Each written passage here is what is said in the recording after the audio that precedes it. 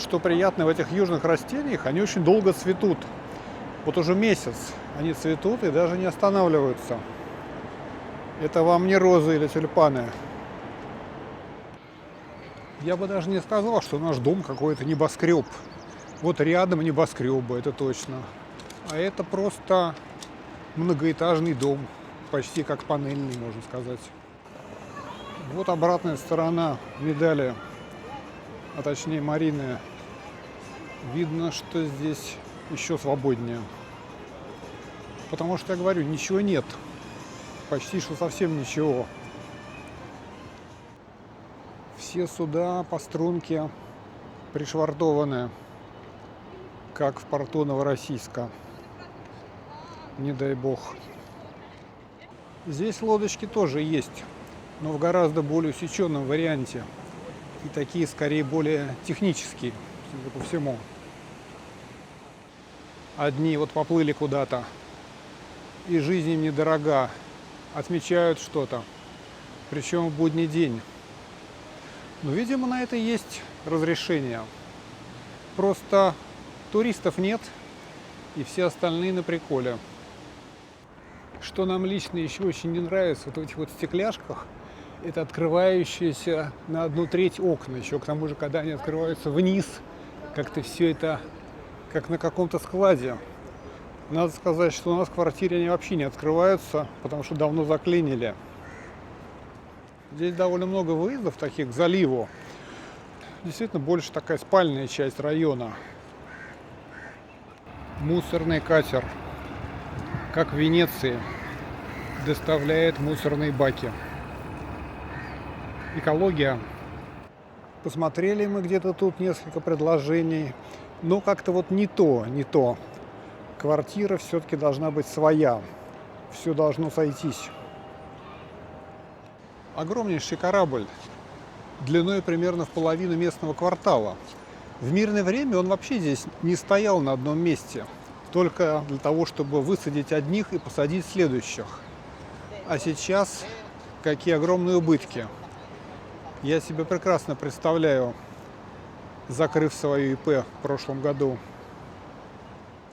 Все инофирмы ушли, и что-либо переводить стало некому.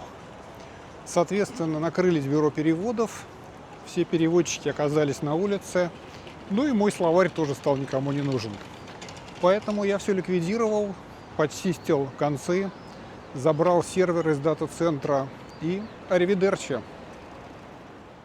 Так что я теперь предпенсионер союзного значения, а мои несостоявшиеся налоги пытаются взыскать с кого-то другого. Все остеклили. Я думаю, риэлторы уже работают над этим. Дело за малым. Унять аятолл. И не надо вот этих. Все пропало, Дубай рухнул. Ковид сколько у нас был? Год, не меньше. Туристов не то, что не было. Из квартир никого не выпускали. И то ничего. С этой стороны даже под мостом свободно. Не нашли, куда приткнуть. А вроде бы столько места. А это вот еще два объекта. Один опережает другой. Видимо, соревнования. В Ливии в этом, что ли, мы смотрели, я уже не помню. На 3-м этаже была квартирка с видом вот на эти пальмы. Но маленькая. Спаленки просто кровать и сразу стена. Вот она крупным планом.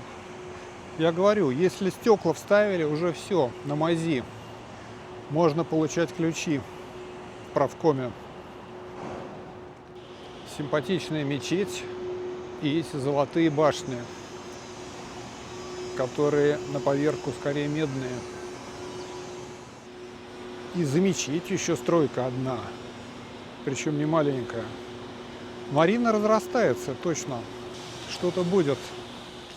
Стройка – это, в общем-то, и есть устремленность страны в будущее.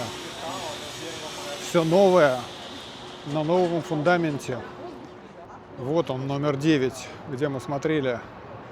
Сейчас жили бы здесь где-нибудь и выглядывали бы в такую продолговатую форточку. Но как-то не ахти. У каждого свой вкус. Нужно все подбирать под себя. И вот мы приблизились к самой основной классике Дубай-Марины. Честно говоря, вот это вот кривоватое здание меня какое-то вызывает легкое головокружение. Смотришь на все это снизу вверх и удивляешься, до чего дошел человек в своих стремлениях. И этот человек где-то тут ездит на своем джипе, проверяет, все ли складно в его королевстве. Вот какие чудеса. Иранский ресторан, пожалуйста. Даже занятые места есть. Восток. Их не разберешь. Не в наших силах, это точно. Ветер свищет. Представляю, как он свищет там на верхотуре. Но людей как-то это не смущает. Многие там живут. Никто пока не жаловался. Вот эти золотые башни с другой стороны. Наверное, сейчас они не очень золотые уже. День такой довольно облачный. Но тем не менее мы до них дошли. Даже для собаки тут есть свои 15 квадратных метров. Но правда, куда их девать? Тоже погулять хочется. И в Дубае встречаются узкие подворотни, по которым, впрочем, ходить совершенно безопасно. Но главные стройки социализма у них расположены с этой стороны, в сторону насыпного острова Пальм-Джумейра. Целый новый квартал они осваивают. Такой же опустевший канал, как и у нас. Никто не едет почему-то. Временное затишье спустилось. Пока можно прочищать котлы и красить палубу. У нас сегодня большой круг по шейховским местам. Полный обход Дубай-Марины. Захватывает даже противоположный берег. Princess Tower легко узнать по короне, установленной на крыше. 100 этажей. Я там выглядывал с балкона. Это, конечно, то еще развлечение. Это наш шейх. Тот, который на джипе проверяет. Его тут на днях видели на каком-то пляже. Раз шейх ездит, значит все спокойно. Бразильская говядина. 27 дирхам или 520 рублей кусочек. Кусается. Это новый, непривычный для нас магазин. Мы сюда редко доходим. Ищем клиренс. Но это целая работа. Национальный спорт. Вот уже одна баночка нашлась. Чего там? Пожалуйста, грибы подешевели. Что-то можно найти. Если сегодня дешевле грибы, значит будем есть грибы. В конце концов, я не бывший глава Минздрава Краснодарской области. Ну что же, вот и круг замкнулся. Это непонятное здание District 8, куда мы обычно доходим. И, собственно, вот Марина. Легли на обратный курс. Знакомые места. Нам еще нужно посетить пару магазинов. Иначе 5 человек одними грибами не прокормишь. Ну что, опять по колбасе. Ту предыдущую мы уже подъели. Пикантная вещица. Такую ногу из Испании тоже как-то я привез. Прямо с такой деревяшкой. Но что-то как-то вот в нашей круговерти она не зашла так, как надо. Под все нужен национальный местный колорит. На чужой территории другие законы. Вообще надо как-то уже завязывать с этими ежедневными съемками. Что-то я раздухарился. Уже кучу настрогал этих видео, никак не раскрою. Потому что, я говорю, по одной в день это будет перебор. С другой стороны, конечно, очень интересно, новая тема. Я эту программу верстки осваиваю, всякие в ней там штуки. Всегда приятно что-то с компьютером. Тем более заняться все равно особо нечем. Мы здесь на отдыхе. А тут какая-то новая тема. А вот это я бы попробовал. Но кажется, кто-то его попробовал раньше меня. Продуктовая корзина медленно наполняется. В этом мы возьмем хлеб. Впереди еще пара лавочек. Приятна полная неспешность и ненапряжность. Как только выходишь на променад, сразу все заботы тебя покидают. Так оно, видимо, и рассчитано. А вот рамку зря они игнорируют. Сфотографироваться в ней все-таки самое оно. Явно, что тут нет ни одного туриста. Все только свои.